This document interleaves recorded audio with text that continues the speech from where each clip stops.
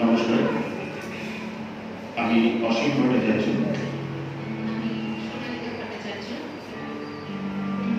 শুরু করছি আমাদের আজকের নিবেদন সতী নাটক আমার প্রাণের পরে, রচনা গধূলি শর্মা। আমি অনিন্দ অসীম ভট্টাচার্য।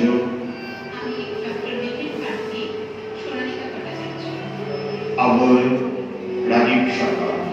শুরু করছি নাটক আমার প্রাণের পরে।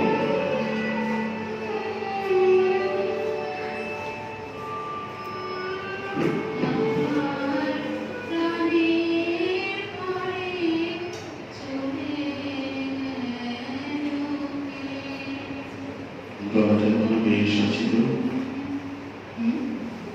তোমার তো তাড়াতাড়ি আসার কথা ছিল না। সবজিতে আটকে থাকা সময় গীত হারাতে চেয়েছি বারবার। তুমি ভুলে গেলে মেয়ে সেদিন মিষ্টির দোকানের সামনে। জানি জানি, আমি তোমাকে 3 ঘন্টা দাঁড় করিয়ে রেখেছিলাম। সেই 3 ঘন্টায় তুমি কি কি করতে পারতে তার একটা লম্বা লিস্ট করে দিয়েছিলে আমার। তোমার জন্য ওয়েট করতে করতে যতটা সময় আমি পায়চারি করেছি, নিজেকে এক সময় হিরণ সামনে। আমার জন্য তোমার জীবনে ভালো কিছু হয়েছে অনিন্দ? হয়েছে, অনেক কিছু হয়েছে। শুনি। বাবা, টকটা নয় কিছু নেই, এত ভাবতে হচ্ছে। হ্যাঁ, মানে জীবনে যা কিছু খারাপ হয় সেগুলোকে কি আর মানুষ মনে রাখতে চায়? বলো। ঠিক ঠিক ঠিক বলেছ। একটু স্পষ্ট করে কথা বলো তুমি। তোমার কথাগুলো আয়নার মতো মনে হয়। আয়নায় দেখো মহাকাল যেখানে খোলা খোদার কাসম চাই আমি ভালোবাসি। তোমার ওই কথায় কথায় সুমুখে ফুটপাড়া কেন না দিচ্ছি। ওটা করি তো তোমাকে শুনেছি। অনেক তো সে তুলেছিলাম আবার। আমি কি ঘুরতে যাওয়ার সুটকেস নাকি? তোমার ফোন আছে? সারাক্ষণ বাঁচতেই থাকে। এখন ধরবো না, ইচ্ছে করছে না। তুমি তো ডাক্তার, নিজেদের ওটা এখনো স্বপ্ন করতে পারলে না? হ্যাঁ, কোনটা? এই যে ইচ্ছে হলে ফুল ধরবো, ইচ্ছে হলে ধরবো না। ওটাকে বলে সোশ্যাল ডিটক্স অ্যান্ড সলিটিউড। ওটাকে বলে অপমান। এত রাগ বসে গেছে। রাগ না, রাগ নেই, রাগ করার জন্য একটা নেই অধিকার বোধ নেই। সেটা তোমার ছিল না। জানি না। আচ্ছা মেয়ে, বাইরে কি বৃষ্টি হচ্ছে? কেন বলো তো?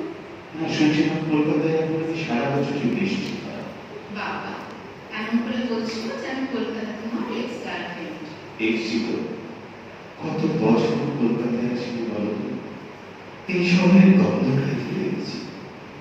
ভুলে যাওয়াটা একটা চয়েস, মনে রাখাটাও একটা চয়েস। আমি তো কতবার ভেবেছি তোমার জন্মদিন, তোমার প্রিয় রং, তোমার ফোন নাম্বার সব ভুলে যাব। কোনোটাই তো ভুলতে পারলাম না। মেয়ের মনে আছে সেই দুপুরটা, সেই বৃষ্টিটা?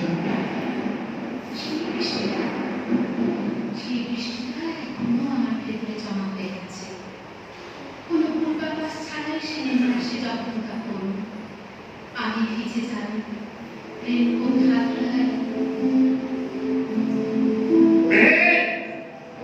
তোমার সঙ্গে কিছু কথা আছে। কি ব্যাপার বলো? তুমি রাষ্ট্রীয়কে আসনি কেন?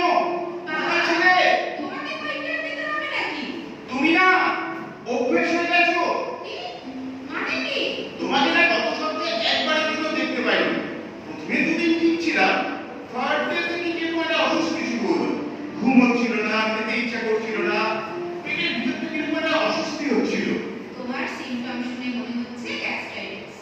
দুটো মিলের মাঝখানে গ্যাপ রেখো না, আর খালি পেটে উচ্চাটা একেবারে খেও না। থ্যাংক ইউ, কিন্তু এগুলো সব পাস্ট টেন্স। আজ সকাল থেকে সব ছেড়ে গেছে, সব অফ। কারণটা বের করে ফেলেছি। কি কারণ? তুমি, আরে তুমি ছিলে না বলেই তো এত কিছু হয়েছে। তোমাকে দেখতে পাইনি বলেই ভিতরে সিস্টেমটা বারবার ভেঙে পড়ে যাচ্ছিল। কিন্তু আমার সঙ্গে তো তোমার বেশ দেখাই হয় না। ভুল, তুমি দেখতে পাও না, আমি পাই। রোজ রোজ তোমার সঙ্গে আমার দেখা হয়। তুমি একটা নেশার মতো আমার মাথার মধ্যে, আমার রক্তে অভ্যেস হয়ে ঢুকে গেছে। কিন্তু এসব থেকে তোমার কথা, এতে আমার কি কারণ আছে? আমার ভার্সনটা তো এরকম নাও হতে পারে। যাক, তোমাকে কথাগুলো না বলতে পারলে আমি ঠিক স্টেবল হতে পারছিলাম না। এরপর কি হবে, নিম্নচাপ না অতি ভারী বৃষ্টি, সেটা তো আবহাওয়া দপ্তর বলবে। চলো, বাই।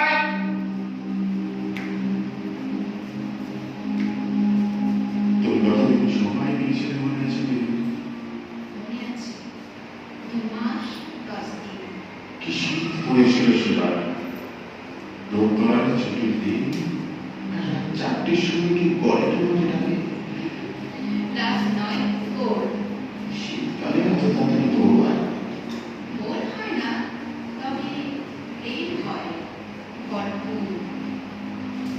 চশমাটা ভালো হলো, পাওয়ারটা কাছে না দূরে। যেদিন থেকে তুমি দূরে ছেড়ে দিলে, সেদিন থেকে দূরের জিনিসগুলো ভীষণ অস্পষ্ট হয়ে গেল। তুমি এখনো আমাকেই দোষ দাও, তাই না? সম্পর্ক না থাকলে একটা সময় পরে আর দোষ নয়, পড়ে থাকে আফসোস। আমার আমার আফসোস হয় নেই।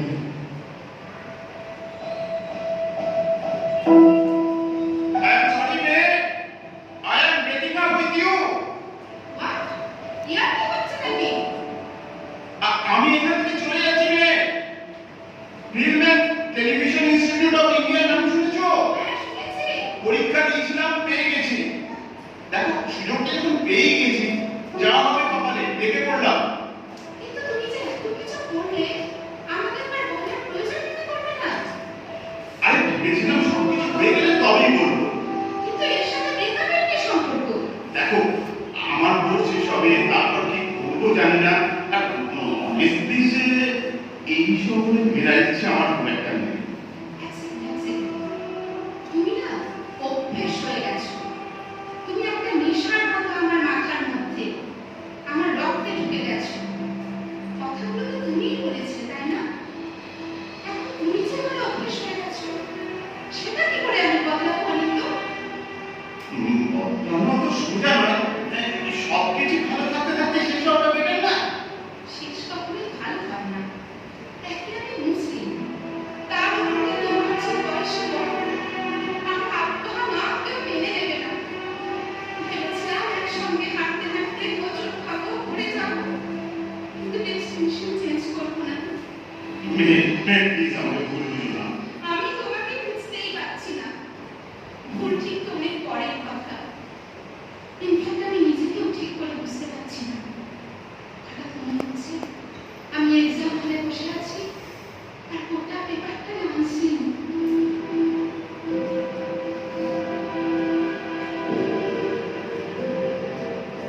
সরি, আবার সরি বলছো কেন? একবার তো পেপার পড়েছো, আবার পড়বে নাকি? I am sorry for everything. তুমি থাকলে আমার জীবনটা এত অগোছালো হতো। দুটো দিবসের পর আজ এখানে এসে বসলাম। হ্যাঁ, স্পটলাইট আছে, লোগো সব একটার সঙ্গে স্মৃতি তুলতে চায়। তবে দিনের শেষে মেকআপটা তুললে এই মানুষটাকে কি হচ্ছে তুমি কলকাতায় এলে কেন? জানো, খুব অস্থির লাগছে। মনে হচ্ছে নিজেকে হারিয়ে ফেলেছি। যে শহরটাকে একদিন ছেড়েছিলাম নিজেকে খুঁজবো বলে, মনে হচ্ছে সেই শহরটার কাছে ফিরে এলেই নিজেকে আবার খুঁজে পাবো। শহরে এসে সেই আমার কাছেই আসতে পারো। অত হিসেব করিনি, তবে বিশ্বাস ছিল তোমার সঙ্গে দেখা হবে। বারবার আসি আমরা দুজন, বারবার ফিরে যায়। আবার আসবো, আবার বলবো, শুধু তোমাকে চাই। আমি তো হেরে গেলাম মেয়ে। তুমি অন্তত আমার হয়ে আমার জন্য যেত। ডক্টর মেহের ফারুকি, একটা লাস্ট রিকোয়েস্ট করবো, আমার প্রিয় বইটা একবার শোনাবে। Yes, coming. হ্যাঁ, আমার পোস্টমর্টম রিপোর্টটা এখন পেয়ে গেছি। অভিনেত্রীদের আপনাদের স্বাগত। জনপ্রিয় অভিনেতা অনিন্দ্য সেন, অনিন্দ্য সেনের ভিতরে পাওয়া যায় গত পরশু তার কলকাতার বিলাসপুর বাড়ি থেকে। পুলিশের প্রাথমিক সন্দেহ ছিল গলায় দড়ি দিয়ে আত্মহত্যা, এটা suicide. Doctor Meher Farooqui postmortem রিপোর্টের যে বিবৃতি দিয়েছেন প্রেসকে, তাতে জানা গেছে তার মৃত্যুর কারণ অ্যাসফিক্সিয়া ডেথ কিন্তু